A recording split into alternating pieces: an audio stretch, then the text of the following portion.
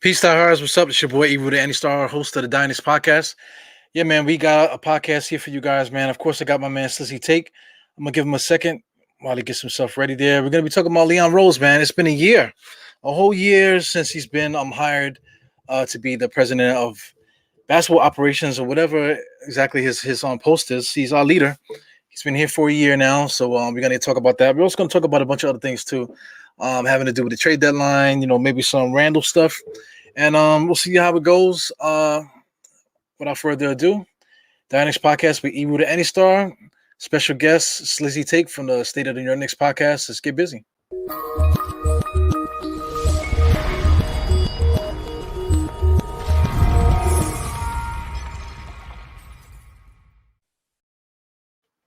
Yeah, before I get stayed in here, man. Let's put this up here, man. We got Manscaped. Manscaped.com. Please go to manscaped.com and put up Die Hard 20 to get 20% off and free shipping. Putting that into the promo code when you go to Manscaped. Once again, I use all their products. I use their trimmer. I use the ball deodorant, all that good stuff, man. Ain't no pause here. We all man. We got a lot of issues with our stuff, man. So go to manscaped.com, see what they have, and if you want to buy something, use promo code DIR20. It will help my cause, man. Let's bring them in. We got Slizzy. What's good, man? Yo, what's up, bro? Chilling. Yo, it's been a year, man. Like you brought that to my attention. I was just looking around or whatever, trying to figure out something to say. You hit me up. Yo, man, Leon Rose has been here for a year. So I'm like, oh shit, he literally has been here a year. Yeah, man. And I after yesterday's win, I felt like it was a perfect day to talk about Leon Rose's first year here. It's beautiful to watch the Knicks finally be one game above 500. Lord Jesus, I don't remember the last time we've been one game over 500. So this is a great feeling. So I wanted us to reflect back on Leon Rose, like the whole year he's been hired, and certain bunch of other things, but that was the main reason. Yeah, so I think we been over 500 maybe like 5 times, counting this year, 5 times since 1999. I want to say this this 2000s, man. So it's kind of bugged out. We've been through a lot, but the one thing about all of this, right, is that each time that we made the playoffs, or we were 500 or whatever you want to say, we weren't exactly like in the best shape. We just had enough talent to get there. Maybe the league around us wasn't as good. When we had Melo, we had our best years with a bunch of guys that retired the next year. So this is the first time where we're actually playing good and we actually have a future, to play with, man. So this is a good time to be a Knicks fan. Yeah, and the vibe is different. I believe that last season, the vibe was just down, and everybody was down on the roster, including me. Bunch of people was like, trade Randall, including me. Including me too. Yeah, a lot of people wasn't high on RJ. Surprisingly, a bunch of people wanted to trade RJ. Laughable. Bunch of people didn't want Thibodeau. Bunch of people didn't want Leon Rose. It's a bunch of things that Knicks fans didn't want. And I think today today is like a breath of fresh air. Like it feels different, and I'm glad a lot of us are wrong. Yeah, I'm glad a lot of us are not running this team, man. Especially you, especially me too, man. Half of the stuff that I was talking about, if we did that stuff, we'll be in the shitter right now. You know what I'm saying? So thank God that we're not the professionals in charge, and our guys are doing the best job that they can, man. All the professionals are doing what they're supposed to do. Yeah, Yeah, man. and as far as Thibodeau is concerned, the thing I like about him most, he's never me of a military father, like a father who's been in the military. He reminds me of a person that, a high-ranking official. He just reminds me of one of those guys. After last game, they asked him like, are you happy with the Knicks record? Basically, Thibodeau said, one, I'm never happy. Two, I always think we could get better. So that right there is just a reinsurance about Thibodeau not letting these guys be comfortable, and that's beautiful to see. Yeah, it's not just the players; it's just the fan base, everybody, the front office, even media and stuff like that. Like we're not here to play games, like I want to bring up Twitter, man. Like we just finished was talking on Twitter. I mentioned like in passing that Trey Young was the top 3 point guard. Okay, after I typed that, I realized that was probably wrong or whatever, but that wasn't what I was talking about. I was talking about Atlanta, and if somebody comes in and says something about that.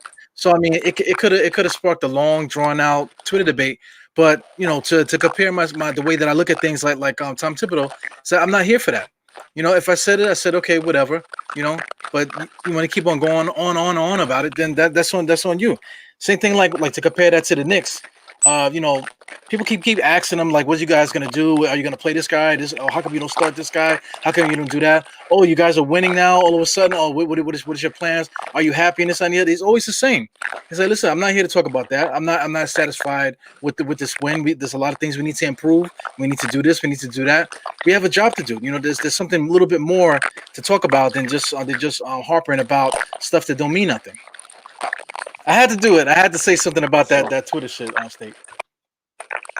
yeah.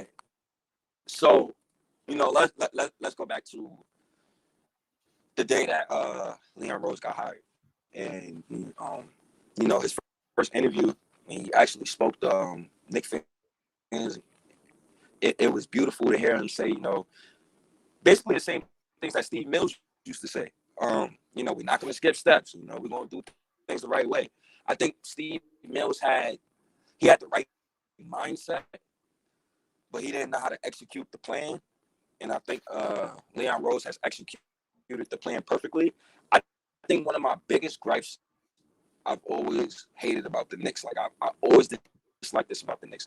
It always seemed like the Knicks never had like the background coaches together. You know what I'm saying? Like the background people, like not the coach. I'm just talking about the infrastructure, like, the player developmental guys, like, great assistant coaches. Like assistant coaches is very important when you're building a championship foundation. And shout outs to Doc Rivers, but Doc Rivers hasn't won a championship since Tom Thibodeau left his staff. So that tells me that the background people is important. Coach Calipari is looking like a fraud right now in Kentucky because we got Kenny Payne. So it's just certain things it is aligning together. And then one of the main things when Leon Rose was hired here, he always seemed connected. Like he always seemed well spoken. He always seemed like a mob boss. Like he doesn't speak much, but when he speaks, you can respect his voice. It ain't like Steve Mills. The Knicks. It ain't like Steve Mills. But yeah. Like, how did you feel about Leon Rose coming in?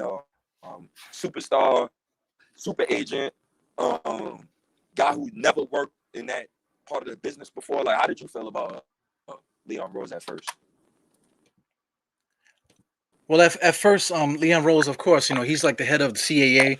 We've been seeing him around for years, in clubs and parties, hanging out with Chris Paul and all those guys, like a regular dude, just a guy that's out there trying to get contracts, trying to get the percentages off of these different players, whatever, get money and stuff. So he was a get money dude, So when we first got him, I was a victim of all the reporting that our beat writers give us, which is all a bunch of BS. They always trying to paint pictures and try to pump us stuff to get us all riled up. So when it comes to like all that stuff, you just have to take all that with a grain of salt. So I mean, when he came here, the truth is in the pudding. When he came here, he didn't really say nothing. He just had to do like his basic media stuff. He didn't answer to them the way that they traditionally answer to him. The Knicks did their own Zoom stuff, their own question and answer stuff that we all want to know, without having to hear from these media guys. So that's the thing. It just to clean up the dead air with all with everything that's surrounding the Knicks. And then we're talking about a culture, building a culture. We've been saying that for as long as I can remember. But the way that you build a culture is you cut the dead noise. that's the first thing that he did is just he made a point is that he cut the media off. This is what we're doing. We don't need the outside noise coming in. I don't need to keep addressing the fans. I don't need to keep addressing the media every 5 minutes. They set the table for what they want to do. Everybody has a job. He hired all these guys in the front of. He hired Tom Thibodeau. Tom Thibodeau has this big, long, elaborate staff. And then everybody's doing what they're supposed to do. So that's the thing. It's a breath of fresh air to see the guy.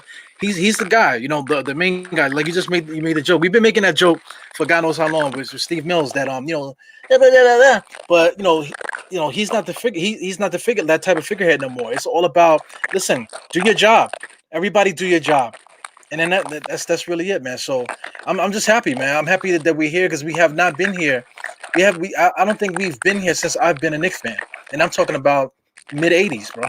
We've never seen this before. This amount of professionalism and just basketball shit, man. So it's good stuff, man. Yeah, and then as soon as Leon Rose steps in, boom, boom, boom, boom, boom, boom. He starts hiring everybody. World Wide West, Kenny Payne, Woody. Shout out to Woody for coming back, man. The last time the Knicks had a winning coach, Woody was here. So shout out to Woody coming back, man, finishing what he started. And shout out to World Wide West, man. I appreciate that. I appreciate that he works in the background. He doesn't speak a lot either. Shout out to Allen Houston. Shout out to Aaron Brooks. I do play a developmental guy. Aaron Brooks used to play for Thibodeau back in Chicago. It's so much that comes with this new Knicks regime. Also, another thing that's noted, Fizdale, when he was first hired, he had the smallest staff, player developmental staff in the NBA, which was noted. Leon Rose seen this problem and hired one of the biggest developmental staffs in the NBA. Us as Knicks fans, we always felt like James Dolan would spend the money. The money was never the issue with James Dolan. It was the people who he trusted. So then after he hires all of these guys, the first thing Knicks fans are saying to Leon Rose, trade Julius Randle. Julius Randle, RJ don't work. Leon Rose did? He said, the hell with you guys. I got Kenny Payne, and he's going to make it work. And Johnny O'Brien. So it's Johnny O'Brien. And it's been a revelation. You see what good background staffs do. You see what they mean for this current Knicks team. And I'm very pleased at what we're watching. I kind of wish that, for me as a black man, I wish that if Fizdale was a better coach. Too bad he wasn't. He was one of the worst coaches in Knicks history and probably one of the worst coaches in NBA history. But I like the background stat basically, and I think it's more to come. But that background staff, it starts with a winning culture. Yeah, absolutely. See, you made a point about Fizdale, but if you could just go through the last 10 years, we've been always overpowered. When it comes to certain things, we always miss on a draft pick. We miss on a free agent. We mess up the trade. We add too many different pieces and stuff on the floor. We're not prepared for certain games and whatever. See, Fizdale when he came in, like just right off the bat, I can't get the guy's name right now, but he hired like his number one coach guy. They used to play. Keith Smart. He hired Keith Smart, and Keith Smart is one of the worst NBA coaches that ever coached. When he was in Sacramento, it was like crazy that he was allowed to even continue to coach all the years that he was over there. Shout out to him as a player. He was a decent player, but when it comes down to coaching, not everybody could do that, man. And that's the guy that you choose to be your number one guy to help you out. So it's just nonsense, what's the name? Shout out to Tom Thibodeau. His number one assistant coach is Johnny Bryant. They brought him over from Utah. He's the associate head coach, to things. So he actually is second in command. Then we stole, like you said, Kenny Payne. Also my man Woodson. These guys are all respected guys in the NBA. All these guys could be head coaches. All of them could be head coaches in the NBA. But in order for everything to work, you need these guys in place to be able to see what you don't see, take care of what you can't take care of, and dot all I's and cross all T's. And that's what it comes down to. Shout out to Yodi Moto too. That's the CK Yogamoto, whatever. He's an assistant to the head coach. He has like some BS thing, but he's another guy that's kind of floating around, just filling in the pieces, because that's what you need in order to be successful. You got to have people around to fill in the pieces, to see if there's a problem. You always got somebody that's their job is to check it. Somebody got to say something. So that's a beautiful thing. Front office is the same way. We talk about it like every time we do the pod. There's so many different guys all over the front office too that checks and balances. This guy has his job. This guy has his job. They all come together. Everybody's communicating. Everybody's communicating to World Wide West. Not only the GM is Leon excuse me Scott Perry. We got Walter Perrin too. You know what I'm saying? So everybody, this like so many different people checking each other. Everybody forgets about Walter Perrin, right? Yeah, and Walter Perrin and Johnny O came from Utah, and I find it so funny that RJ Barrett, the guy who people say can't shoot, has been shooting better from three than Zion and Ja Morant, and he's been playing so well, and he's one of our best defenders on the team. So I gotta give credit to Johnny O. I think RJ Barrett getting better at this rate so fast is directly attributed to Johnny O'Brien. Look at quickly. Look at Frank Ntilikina doesn't hesitate when he shoots threes. Now, if that ain't more, if that's not development, I don't know what it is. I don't know what it is. He doesn't hesitate no more. I'm looking.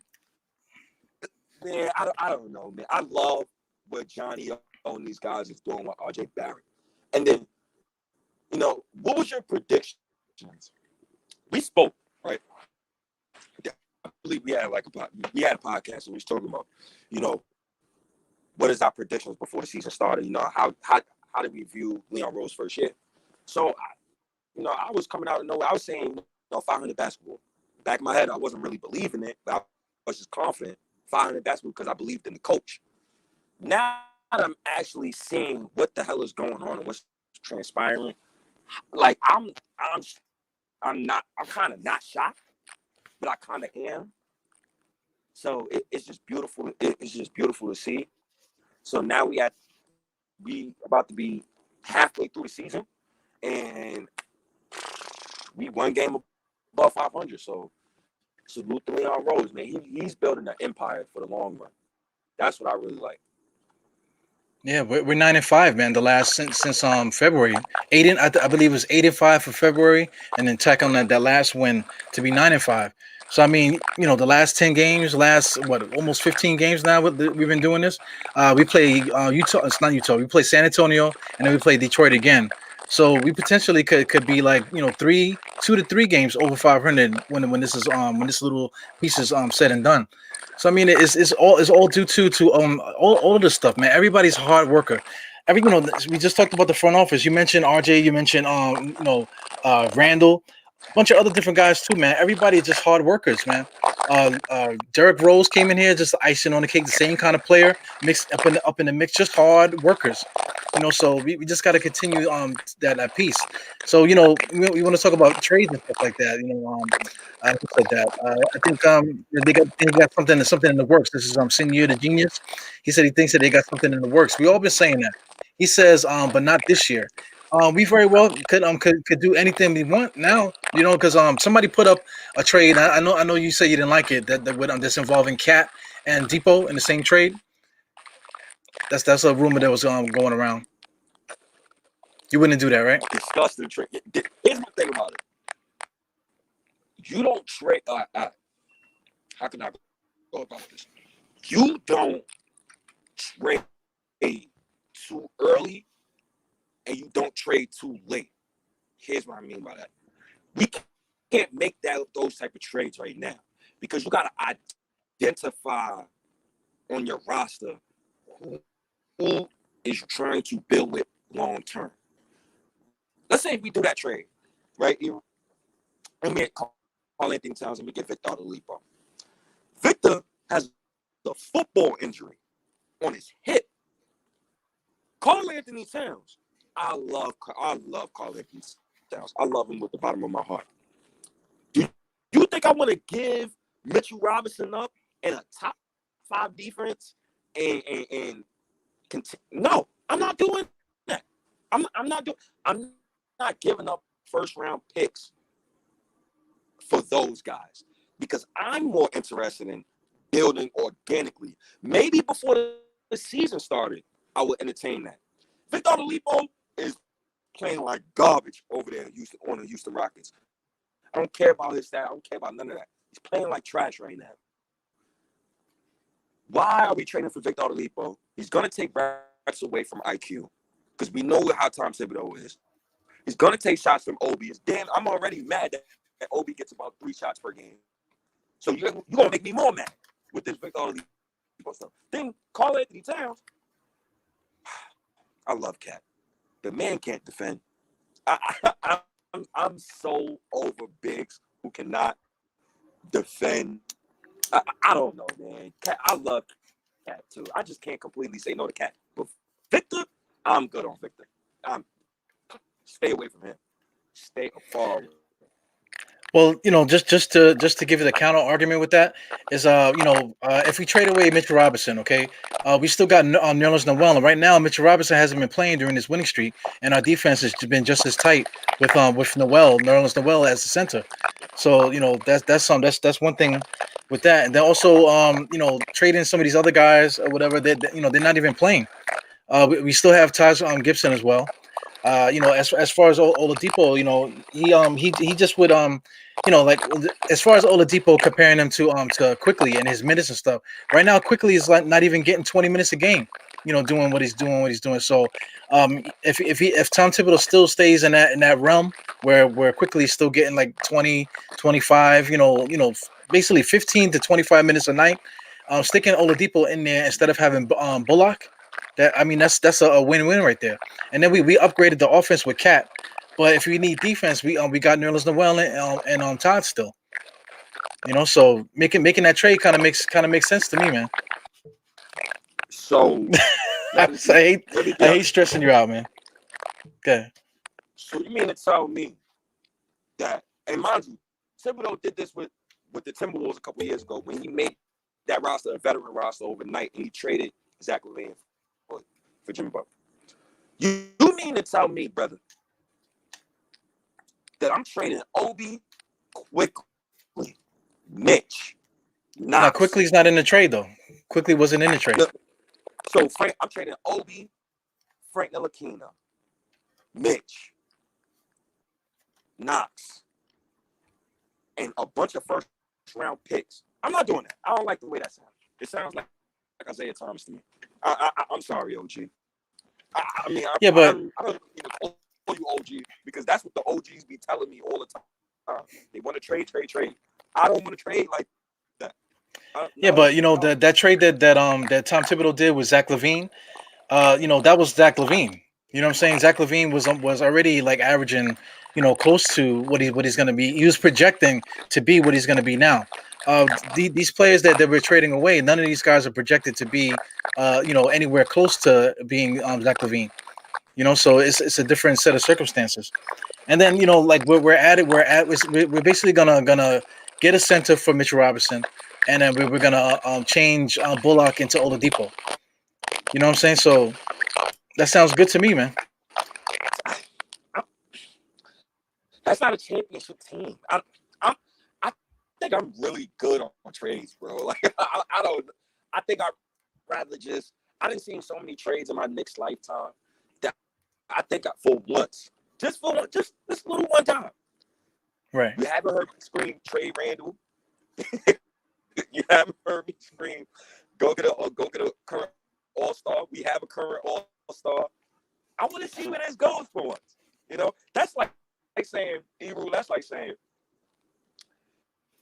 Golden State makes it to the playoffs, right?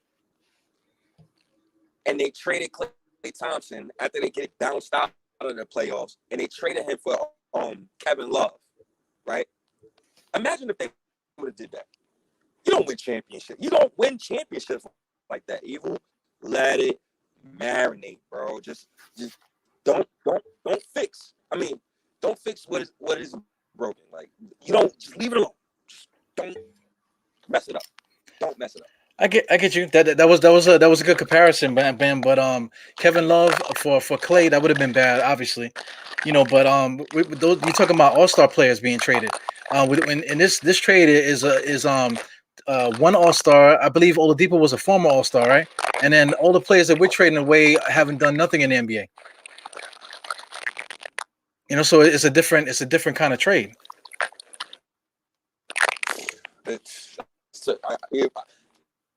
Brother, you can't talk me into that trade, bro. I'm so sorry, bro.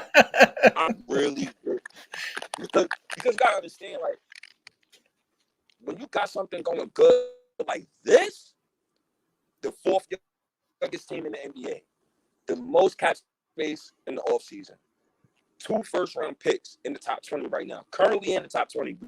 We don't know where they both going to end up. Why are you going to try to quick fix this over one night when we tried to do that recently before and it just did not work? Like, it didn't. Then another thing, you just did. Y'all doing all these fictional trades and whatnot. This is not 2K, people. There's a thing called salary cap. How the hell are we gonna pay all these dudes, bro? Well, I mean, the Knicks are already. We have $14 million in just being wasted right now in the cap, so we can absorb a lot of that stuff. And then plus the different players that I think it was Daily Knicks, man. Daily Knicks was the guys that put that out there. The trade does make sense money wise, for the different guys that were in the trade. So I mean, it does make sense, like that. Daily Knicks. The whole thing with this though, like it's of course it's like a trade that the chances of the trade happen is slim to none. But just for the simple fact that you can come up with the thing, that they would they wrote a nice article and everything explaining it. I just explained it to you. The Knicks have enough assets to do any trade that they wanted to do. And we don't even have to give away assets that we like quickly and RJ. We don't even have to give away those different things because we have an excess in first round draft picks. So like they added the Knicks 21st draft pick, the Knicks 23, and then a swap for 22. I don't know about the swap for 22, but I mean, those draft picks, we already have an extra one from Dallas. You know what I'm saying? So we just have extra stuff to trade.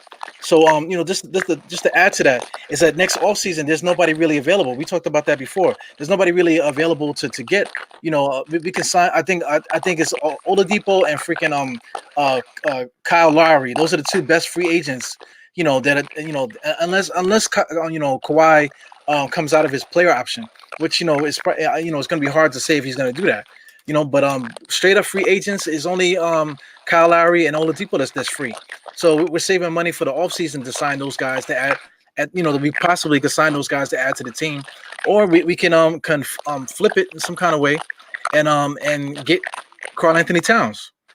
You know what I'm saying? And then, like I said, we're giving up Mitch, but we're gaining Karl-Anthony Towns, and we still got Noel, and we still got Taj Gibson around. So it's not like we're totally like giving up on defense and giving up everything that we've been doing. We're just what do you want to call mortgaging away a couple players and some draft picks or whatever. It is a big trade or whatever. But it's not like we're getting back marginal players. We're getting back Karl-Anthony Towns who is approaching his prime, and we got Oladipo who's already in his prime. I need a young core still, bro. I can't just give up. You can't take that is a young core. How old is Cat? Cat is not 40 years old. Yeah, but his leg, like, he always hurt. Victor Oladipo always hurt. It's nah. But is it Mitchell Robinson hurt right now? Yeah, but he's not always hurt. Like, Victor Oladipo, isn't Frank Ntilikina always hurt? He just got back. Victor Oladipo has a football injury. We talking about a football injury. We ain't talking about no regular injury. Cat always hurt, bro. Every time a Knick get a guy Knicks get a guy who's injury prone prior. When he gets to the Knicks, he's injury prone here. I'm good. Matt, we're the type. Knicks is the type of team. Trade for Victor Oladipo and Cat. And those two are the type of dudes that get hurt the same season we trade him for. I'm not with that, bro. And that's just our luck. When we doing good, we're going on a straight path like Mario Kart. You know, we going on a straight path, and then somebody hits us with the red shell, and we boom, we all frail now. We off the road now. I don't need to go through that. Yo, you gotta erase that from the record, man, because you don't want to put that bad stuff. Because let's say that, because this like I didn't even say I said I would do it, but it isn't. I don't think it's gonna happen, you know. But if that scenario was I would do it. But the thing is, like, you know, what is the next move? You know, because if we make another move, if we just don't do nothing, you know, somebody could get hurt tomorrow. You know, if RJ gets hurt tomorrow, we're done. You know what I'm saying? And if Quickly gets hurt tomorrow, we're back at the drawing board. You know what I'm saying? Next offseason, we could add draft picks or whatever, but then you know, we'll be done. You know, if these guys get hurt and don't pan out, you know what I'm saying. So we'll still be in the same position regardless of what happens with that. You know, so injuries and stuff happen. Yo, bro, the Knicks, bro. I like the combo that we have. Don't get me wrong. Like I'm not mad at the combo. Like, I like that we could talk about these type of things now because we have a winning situation. As far as Carl Anthony Towns is the guy I'm really looking at, because and it's crazy that I'm saying it, but I think they really want a reunion, and I think deep down inside of Carl Anthony Towns' heart, I think deep down, I think he kind of regrets leaving Thibodeau. I think deep down inside, because you got to think about what he's gone through, the losses in his family, you know, being in Minnesota is freaking freezing. Carl Anthony Towns from New Jersey, he's from the city. So I think a part of him, and I think Thibodeau too. I think Thibodeau learned from that situation. So I think Thibodeau, you know, he probably had the conversation with World Wide West, because you know World Wide West is working the phones. And Thibodeau probably said, yeah, man, you know, maybe I probably came at him the wrong way, you know? Maybe I probably coached him the wrong way. That's why you seen the little article about, you know, Tibbs want a reunion with Cat. I will say this. If the Knicks can't get Cat, if I'm giving you 4 first-round picks, I would give the Timberwolves the Knicks pick of this year unprotected, right? If it's not that high. And I would give them another pick unprotected. But here's the caveat. I'm going to give you one of my young players. So you're going to take Mitch, and I'm going to give you 4 first-round picks. Okay, you could probably take Kevin Knox, but I don't think Kenny Payne is going to do that. Okay, you could probably take Frank Ntilikina, you know? But I'm not giving you the whole shebang. I can't do that. I can't do that. I got to have a young core, bro. I got to have a team I could grow old with. What people talk, I be jealous sometimes. I be jealous when I hear OGs talk about, yo, man, John Starks, man, wrestling, RP, Anthony Mason, you know, Mace, you know, Ewan, Oakley, even though Oakley's a clown ass, you know, a bunch of other guys. Like, I want a team like that. I get it, man, but I mean, you know, you're saying you want young guys, but Cat is still young. Oladipo is not even 30 yet. You know what I'm saying? So the team will still be young if they make the trade. But this is one thing that we're missing right now, because like I said, I'm just playing the other side of the argument. You know, this is the main thing that we're missing right here. Cat is too soft. You know, when we played against Minnesota the other day, you know, I was talking to Sim in the halftime show, and we were just kind of dismissing was Sim even on the show that day? I forgot who it was. I think I might have been by myself that day, but I was just talking about how I just didn't believe in anything the Cat was doing. You know, just the manner in which he showed up in the first half. You know, it was just real soft style of basketball, like kind of like you know, I don't want to disrespect the kid, you know, but just, you know, just keep it like that, soft, whatever. But in the second part of the game, for some reason he woke up whatever. For him, the reason why he woke up, I feel like it just happened to be like he just something tickled him, and then now he just got hot, and then he started playing well. But we still won. And then at the end of the game, I never forget, at the end of the game, it was like crunch time, and he's like bending over talking to I think it was Nerlens Noel, or no, he was talking to Taj or one of them guys at the rebound, waiting for a rebound at for a free throw or whatever, and he's like smiling. Like, what are you smiling about? This you're about to lose this game, and like you're not serious, you're not intense or whatever. So that's the main caveat, with Cat, is that Cat is soft. You know what I'm saying? So like, even if we was to do this trade, we would have to really rely heavily on Nerlens Noel to do his thing, and really Taj Gibson to do his thing too, because Cat is not self motivated. With all the skills that he does have, he's not a guy that's gonna bring it every night the same way that Julius Randle will bring it. So that's definitely like the main gripe with what's his name, Karl Anthony Towns. Yeah, a lot of people say he's soft, man. A lot of people say he's soft.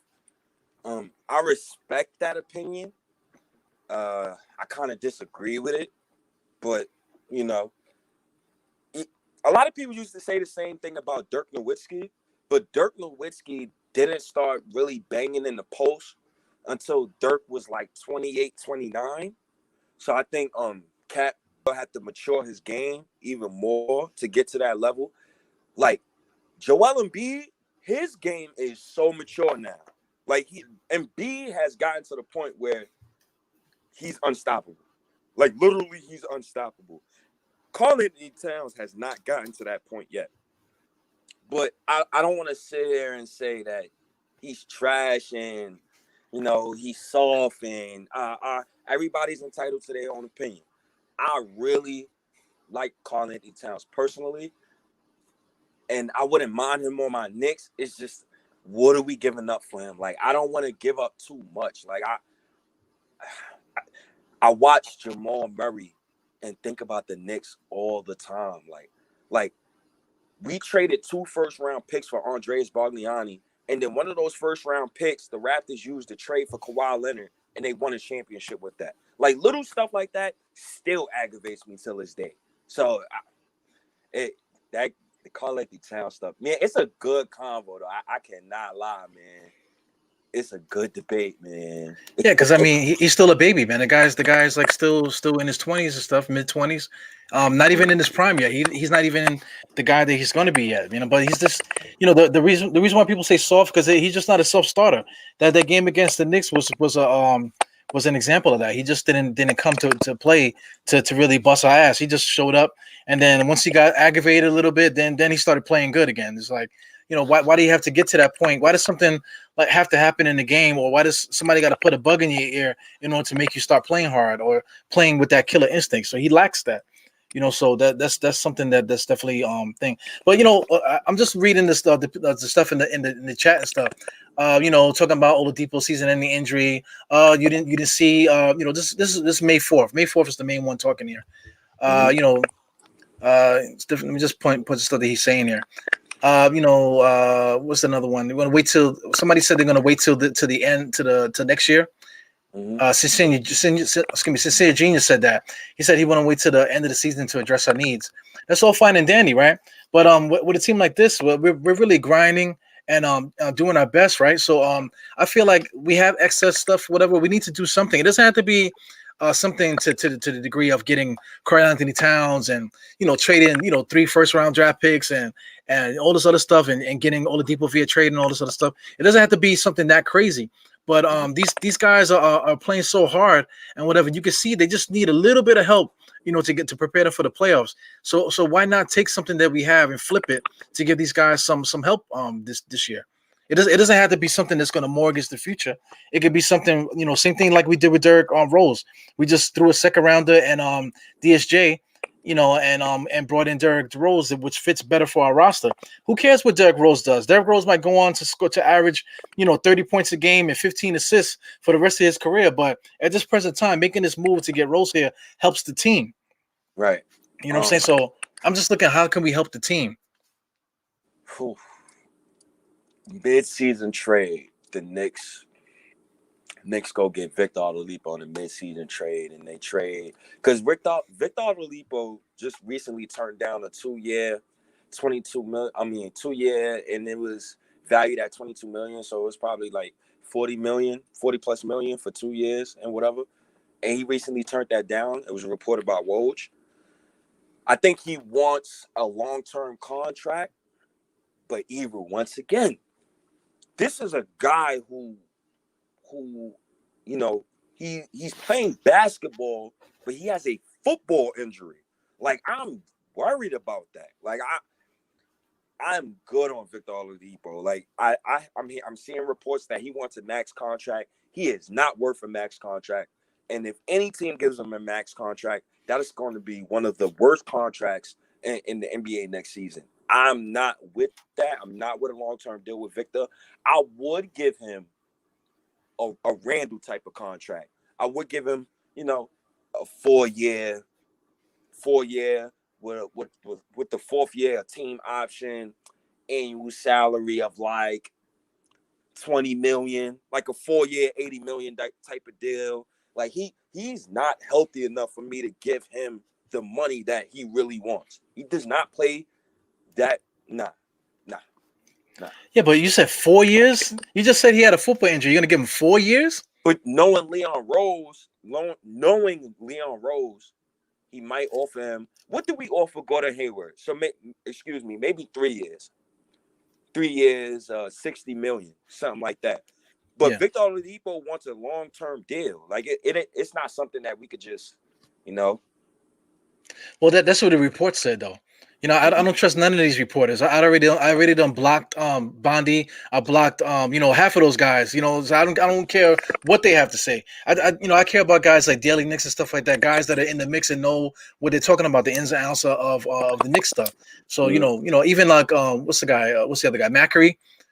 All these different guys. I rather listen to what these guys have to. I rather listen to what you have to say. That's why me and you always doing stuff. But Depot, in my opinion, with Depot, the reason why he turned down that contract is not because he wants to get a longer contract or he wants to get more money. I think he wants out of there. I think he don't want to be there no more. He don't want to be in Houston. You know what I'm saying? So why would he sign an extension with Houston to be there? Look at their roster. They're in disarray. You know what I'm saying? That they're already looking to trade a lot of their vet guys, to try to flip them for assets. Why would he want to be there? That it was this like nobody in their right mind, even Oladipo. Why would you sign there? You got John Wall there that just came off of Achilles, and he's making like 65, 70, 80 million dollars a year over there. I'm exaggerating, of course, but I mean that's their best player, and they have nobody else on the roster, and they already traded all their draft picks away. To get what's his name, Westbrook, and to get they have no assets. So why would you sign an extension there? So I think that's why I don't trust these reporters, because why would they say, oh, he turned down the thing? Because they're trying to play that game, to make people afraid to trade for him, or whatever. I don't know what these guys want to do. But in my opinion, I think Oladipo wants out of Houston, because to me it's obvious. Why would you want to sign with that team? So and also too, there was also reports from players that was saying that that Oladipo was like, yo, I want to come to the Knicks, let somebody know something. He was saying that in the game. I think he was playing for, I forgot what team. I think he was playing for Indiana. He was telling guys on the layup line and stuff, or while they were shooting free throws, that yo, I want to play for y'all. And this is confirmed by real basketball players that were in the game. They were saying that he was saying that. And so I think that Oladipo wants out of there, and I think he sees what we see. The Knicks are doing well. And I think he wants in. Victor, yo, it's tough, yo. That's a good conversation, yo. I don't know. I'm gonna have to sleep on that for a while. I'm gonna have to sleep on that, because that's a good one. Yeah. I want to really talk about, real quick before we get out of here. I think that the Julius Randle, what we was gonna talk about Julius Randle, I feel like that's for the next show. I don't want to speak about that. Yeah. I wanted to speak about, coaching real quick before we get out of here. So, okay. I watched the Atlanta Hawks fire Lloyd Pierce today. Oh, yeah. This guy here.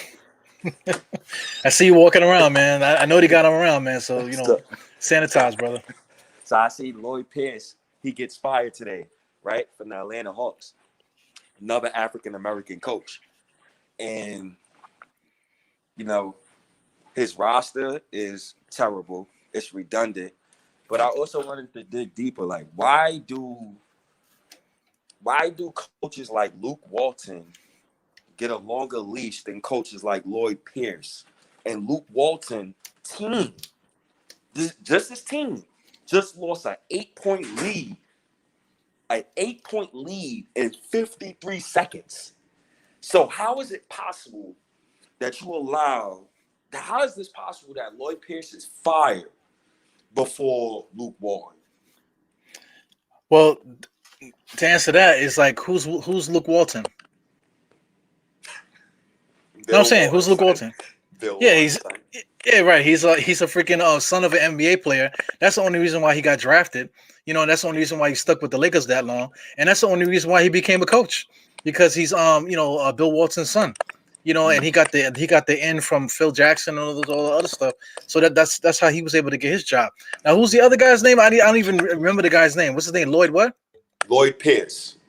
Exactly. Who is Lloyd Pierce? You know what I'm saying? That's somebody that I never heard of before. So that's the reason. That's the reason why somebody like Lloyd Pierce gets fired and somebody like Luke Walton continues to get jobs when they don't deserve it. So like just to go on with that, it's like NBA players want to play for guys that they've seen play before, or they only trust guys that done it before, whatever. So you got a guy like Lloyd Pierce. Like I don't really know nothing about him, so I don't want to disrespect him. But when I say Lloyd Pierce, I gotta Google him. I don't know who he is. I'm quite sure security's like, yo man, get out of here. Who are you? Where's your ID? Oh my bad, Lloyd Pierce. Oh you the coach. My bad. I'm quite sure that happens all the time with Lloyd Pierce. Like nobody knows who he is.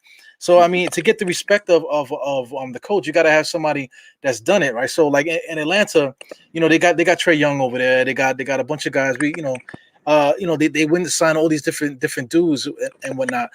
They don't have nobody over there like a Tom Thibodeau that's gonna be like, not a whip, not somebody that's gonna crack the whip. I hate when people say that, but just somebody that just has a presence. It's gonna be presence that like I could trust this guy. He's saying something, I could stand behind it. You know what I'm saying? So somebody like a team like Atlanta to throw a black coach in there. If anybody could hire Mark Jackson, that would be a good spot for him to be. Please, oh my God! And I'm so glad you said Mark Jackson. Atlanta is the perfect place for Mark Jackson to get a job.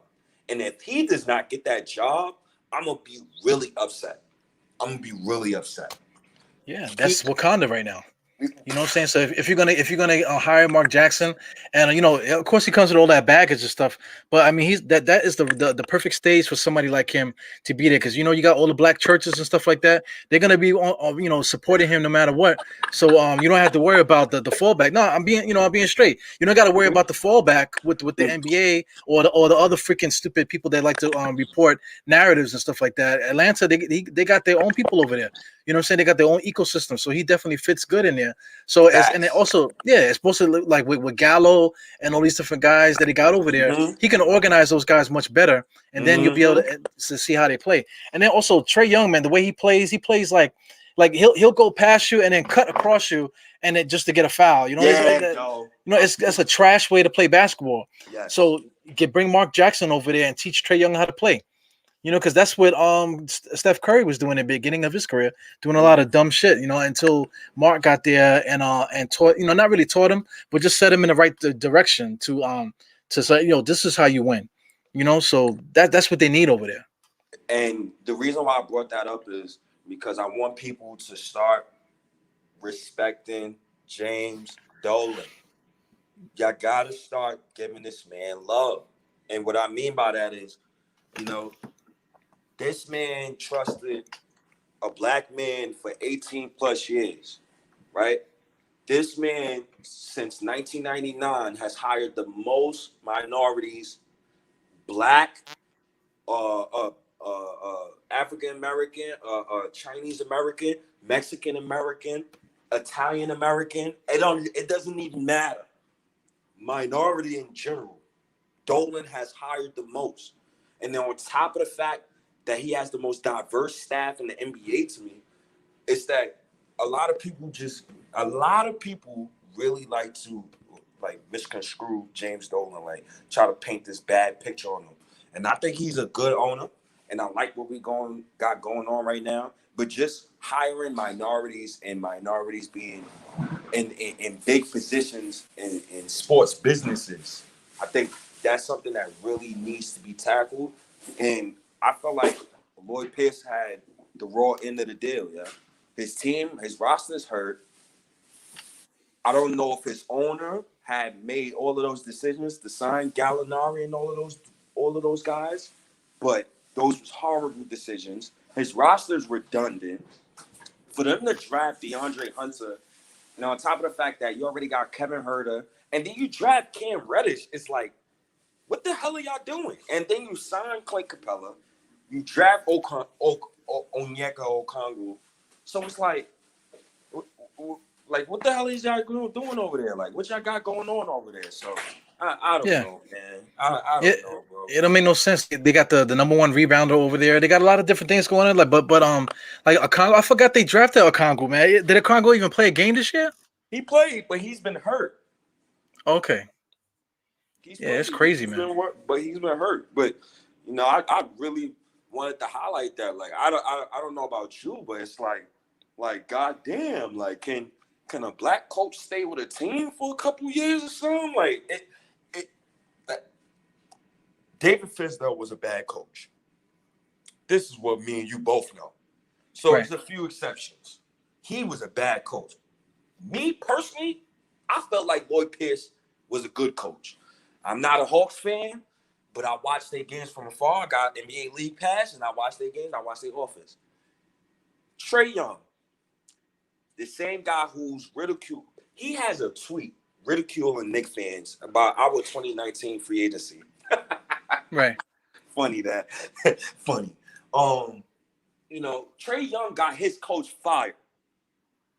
Let's call it a spade, bro. When you're an all-star and your team is pathetic the way the Hawks is, you got your coach fired. Got him fired. So they have no continuity in the way that they play, and it has to do with Trae Young's bullshit with that, dribbling, waiting. When the defense gets too close, then he just jumps into them and shoots. He did that like crazy when we played him. We played him twice. Thank God we beat them, man. You know what I'm saying? But let me just put this out here. One of the guys that's in the thread, it's Mike from Queens. He made the comment that Doc Rivers is like the only successful black coach, really. If you ask him, but throughout history, there's been different coaches and stuff. But I could throw out Derek Fisher and a bunch of other guys, but then I could also throw out Hornacek, and then the Knicks got a coach fired this year already, and he was white. You know what I'm saying? But Jim Caldwell. Yeah, Jim Caldwell, another like retard that's out there that's coaching basketball. Mm-hmm. But what I responded to him is that it's just to paraphrase, just a simple fact that there's been so many like coaches that have been white throughout the history. Like let's say like I don't know, I don't got the statistics, but let's say if there was like nine coaches or whatever, and there was only one black coach. If they fired a black coach, that's like crazy. But if they fire like two, or let's say if they fire like four coaches, they still got five out there. You know what I'm saying? It's just there's traditionally has been more white coaches out there. So like the reason why the black coaches seem to be put out there in the front street is because it's not many of them. Throughout history and stuff. So as time goes on and whatever, I mentioned Dice, the sick, what's his name, the sick. I apologize. I call him Yoshimitsu because I Yoshimitsu before. So we can just call him Yoshi. You just call him Yoshi. You know what I'm saying? Out of respect, we call him Yoshi. Whatever. Yoshi could be a coach one day. He might be the first Asian coach in the NBA. You know what I'm saying? And he'll be the first one. You know what I'm saying? And then you feel like, okay, if he gets fired, why do they keep firing Asian coaches? But he's the first one, though. You know what I'm saying? So you just got to let history play itself out, man. Because there's plenty of great basketball minds out there. We just gotta see what's up. It was a Flip. What's the name? Sanders. Flip Sanders' son. He's the one that next got fired. Flip Sanders. Flip Sanders' son. Whatever his name. I feel so bad for Flip Saunders, man. Flip, RRP, you know, he drafted Karl Anthony Towns, and then he passed away. And, you know, I just feel bad for the organization, man, for their franchise, man. You know, you trade for D'Lo, he gets hurt. You know, you get Karl Anthony Towns, and he gets hurt. So, you know, it's tough to watch. And, and I like what that guy just said. Jeremy Lin might be an NBA coach at some point. I would love for that to happen. I would love for that. That would be cool for the league, cool for the NBA. Just some diversity. Like, I just want to see diversity. That means a lot to me. Like, this is why I really respect James Dolan. Like, I really respect this guy. Like, a lot of people don't like it, but I got to give props when props is due. Yeah. But if let's say if Jeremy Lin is on the list, so Jeremy Lin is like up for all these different jobs, he'll be the second Asian. You know what I'm saying? Because we talk about Dice, whatever, I can't pronounce his name, Yoshimoto, and then Jeremy Lin. Yeah, you're talking about two in the history of the NBA since 1946 that there's been two Asian coaching candidates. You know what I'm saying? So it's all just what do you call numbers? It's a numbers game, man. Yeah. So I think the Knicks is on the right side of numbers, man. Absolutely. Everything for the Knicks is just going so beautifully right now. Like, this is why I'm against trades right now. Like, just let it flow. Let them guys work. Let them work. And we'll go into this summer and let's see what happens. I got a guy, right? Every time I walk into the locker room at work, he looks at me, he says, "No, the Knicks gonna win a championship, right?" And I instantly walks away from him every time because I'm like, bro, I don't want to hear that chatter right now. I don't want to hear it. What don't you want to hear though? You don't want to hear that the Knicks are gonna win a championship? No, it's not that. It's that, bro, we fourth in the East. Like, let it marinate. Like, I'm not trying to jump the gun. But that's been my what do you call it, thesis statement since I've been doing this, man. Like, the Knicks gonna win a championship, right? You're damn right they're gonna win a championship. You know what I'm saying? But it can happen 20 years from now. But I'm putting that energy out there. Yes, the Knicks are gonna win a championship. You know what I'm saying? It could. Nah, I got within the next 5 years. I really. I could be dead in 5 years, bro. You know what I'm saying? I was gang banging with some Miami fans today, because they was talking about how they're gonna sweep us in the playoffs. I'm like, man, get the fuck out of here! You're gonna sweep who? And then they talk about, we swept Indiana last year. So let's not talk about history. We're talking about this year. Before this, the Knicks weren't good. This is the first time the Knicks have been good in a long time. If you're gonna talk about last year and you're gonna talk about the last few years, then let's talk about the '90s when we were smacking y'all left and right. You know what I'm saying? If you want to talk junk, you know what I'm saying? Because you could talk about this recent history. I could talk about past history, man. But what you want to do? What we talking about right now? The Knicks right now, if we play Miami Heat, ain't gonna be no sweeping going around here, man. The only thing we're gonna be sweeping. Hey, hell no, man. And you want to know what's funny? I don't want to play the Nets first round. I want to play any other team besides the Nets in the first round because I think we could beat any other one of those teams in the first round. We smacked the Bucks by 20 already. I'm not too concerned about the Bucks. I'm not worried about none of them cats. Philly, if we play Philly, forget about it. I think we're gonna beat Philly. I'm not worried about Philly. I'm damn sure not worried about Miami. Not at the Miami Heat fan base. I do not like Miami Heat fans, yo. They talk so much garbage, bro. Like, and they don't know shit about basketball, bro. You want to notice? You notice something though? You haven't seen the Tyler Hero better than R.J. Barrett thing this season, right? Yeah, they talk so much junk, man. It's unbelievable. But I really want Miami first round. I want Miami or I want Indiana because I feel like Indiana will be an all-time great series between Randle and Sabonis. I feel like that's must-see TV. Randle versus Sabonis, that would be a nice first-round matchup. But Indiana, Boston is soft. The Miami, I damn sure want Miami. I want Miami so bad, man. Oh my god. Yeah. And bring up old blood.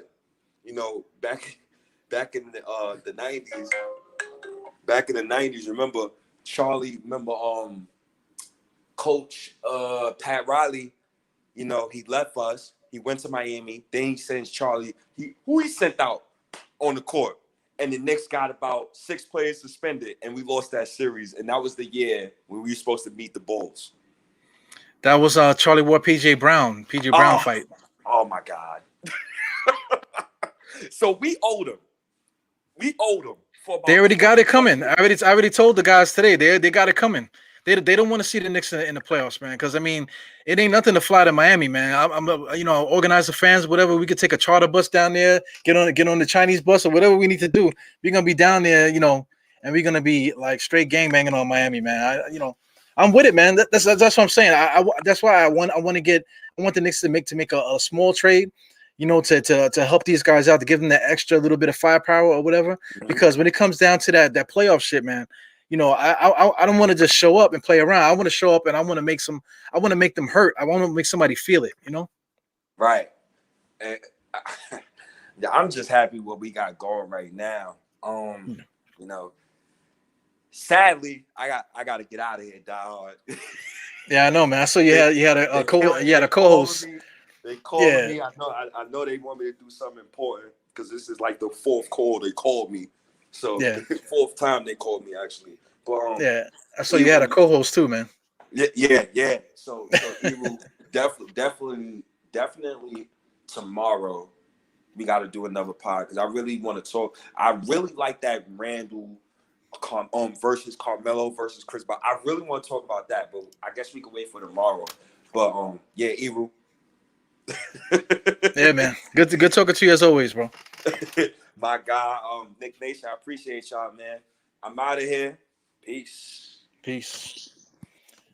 All right, don't leave yet, guys, man. Me and Slizzy are gonna do a pod tomorrow, so like around the same time, about 8 or 8:30 or so. Just look out for us. You know, we're gonna be talking about Randle and everything associated with Randle. So look out for that. You know, this is State and Eru. We're gonna be doing this more often. So if you guys like it, hit us in the comments and whatever. Hit us both up on the side and let us know what you think. And then also once again, check out manscaped.com. Use promo code DieHard20 if you're into CBD. Go to nativehemp.com, nativehempcompany.com. Those guys just put in the promo code diehard. Put in the promo code diehard, and you'll be able to get a discount for them as well. So yeah, man, this is your boy Eru the Any Star, host of the Dynasty Podcast. 4 fingers to the forehead, tucking a thumb salute. See you guys on the next one. All right, peace.